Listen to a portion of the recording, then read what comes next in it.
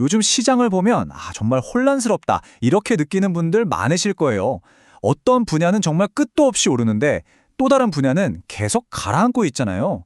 하지만 이 모든 현상 뒤에는요, 사실 오늘날의 경제를 만들고 있는 눈에는 보이지 않는 아주 거대한 힘이 작용하고 있습니다.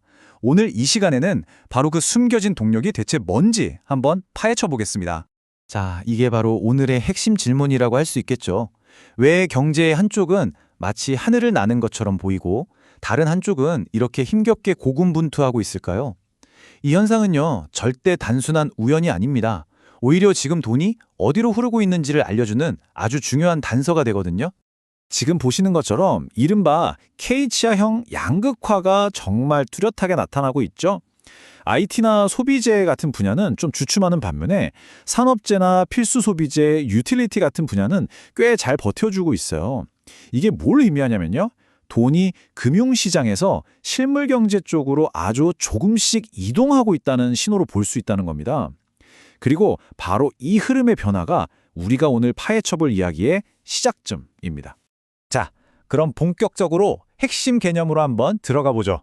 바로 유동성의 색깔이라는 개념입니다. 이게 무슨 말이냐면 모든 돈이 다 똑같은 돈이 아니라는 뜻이에요. 돈의 종류, 그러니까 그 색깔에 따라서 경제에 미치는 영향이 완전히 180도 달라집니다. 우선 M2, 우리가 광의통화라고 부르는 돈입니다. 이건 우리가 보통 생각하는 바로 그 돈이에요. 예를 들어 사업을 시작하려고 은행에서 대출을 받는 것처럼 실물 경제 활동과 직접적으로 딱 붙어있는 돈이죠. 신용 창출을 통해서 경제 전반으로 쫙 퍼져나가는 그런 돈입니다. 자, 그럼 이 M2와는 성격이 거의 정반대인 돈, 광유이동성, 즉 L은 어떨까요? 이건 은행 예금을 넘어서요, 증권사나 보험사가 발행하는 여러 금융상품까지 전부 포함하는 훨씬 더 넓은 개념의 유동성입니다.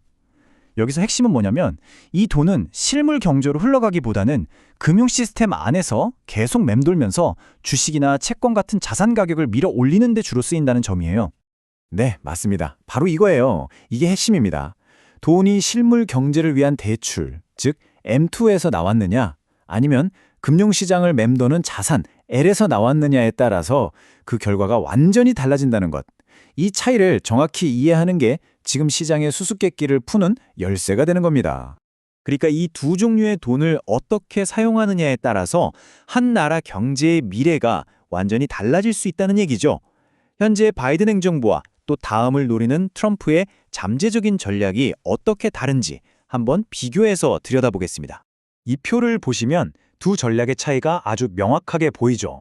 바이든 행정부는 일단 인플레이션을 잡는 게 최우선이니까 실물 경제로 가는 돈줄 M2는 꽉 조이면서 금융시장 유동성 L은 유지하는 전략을 써왔습니다.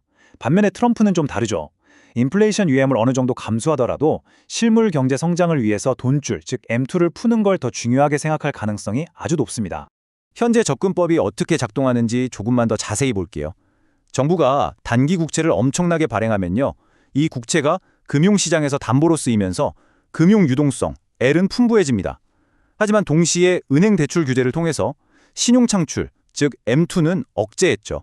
그 결과 월스트리트는 만족했지만 우리 같은 일반 경제 주체들은 신용 부족에 시달리게 된 겁니다. 반대쪽의 접근법은 완전히 정반대입니다. 금리를 낮춰서 사람들이 대출을 더 쉽게 받도록 유도하는 거죠. 기업이나 개인이 더 많은 돈을 빌려서 투자도 하고 소비도 하게 만들어서 실물 경제, M2를 직접적으로 띄우려는 전략입니다. 물론 인플레이션이 더 심해질 수 있다는 리스크를 안고 가는 거죠. 자, 이제 시야를 한번 확 넓혀볼게요. 이런 미국의 국내 정책이 사실은 전 세계에 얼마나 거대한 영향을 미치는지 한번 살펴보겠습니다. 이걸 세계의 양동이 이론으로 설명할 수 있는데요. 미국 정부가 돈을 쓴다고 해서 그 적자가 그냥 사라지는 게 아닙니다.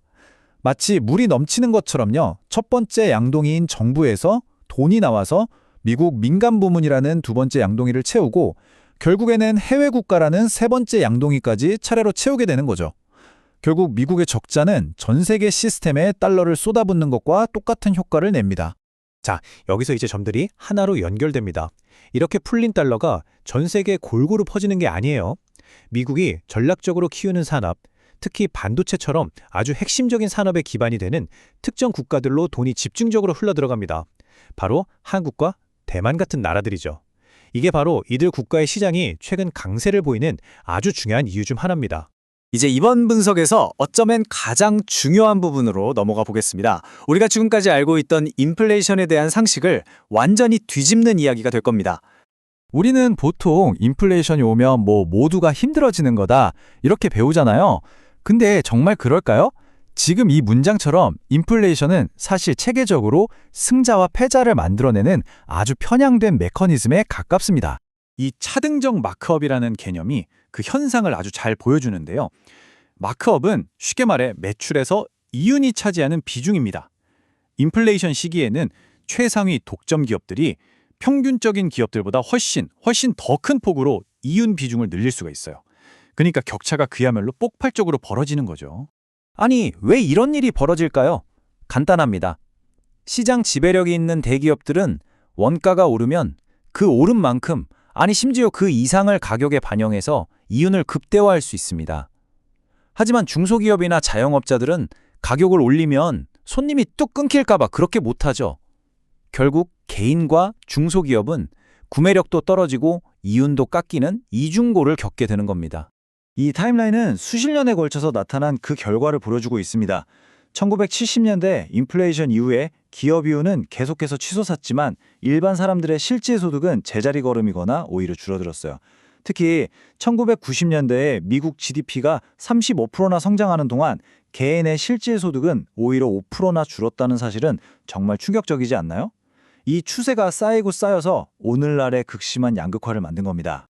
자, 이제 결론을 향해서 가보겠습니다. 이 모든 분석을 통해서 우리가 얻어야 할 가장 중요한 통찰은 과연 무엇일까요? 바로 이겁니다. 문제의 본질은 돈의 총량이 아니에요. 그 돈이 어디에 쓰이는지가 경제적 결과를 결정한다는 겁니다. 생산적인 설비 투자로 이어지는지 아니면 그저 금융시장의 투기 자금으로 흘러가는지에 따라서 한 국가의 미래가 완전히 달라지는 것이죠. 마지막으로 미래를 향한 질문 하나를 던지면서 마무리하겠습니다. 인플레이션이 만들어낸 격차는 이미 정말 심각한 수준입니다. 여기에 더해서 AI 기술이 부의 집중을 더 가속화할 것으로 예상되는데요. 과연 우리는 이 거대한 흐름 속에서 점점 더 벌어지는 이 격차를 해결할 방법을 찾을 수 있을까요? 한 번쯤 깊이 생각해 볼 문제입니다.